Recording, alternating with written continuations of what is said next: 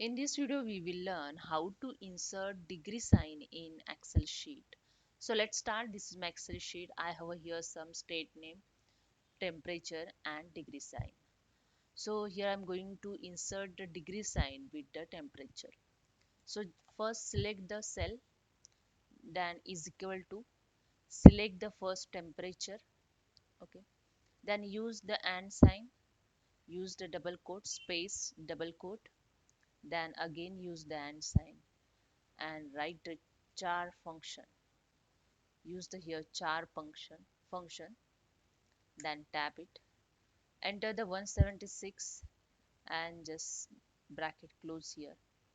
Use again the and sign, again use double quote, write the C and double quote and just enter. That's it. Here you see the degree sign is added with the temperature. So I just copy this formula and paste in below cell. That's it. Here you go. All degree sign is added with the temperature. So hope you understand. If you like this, please subscribe my channel. Thank you so much.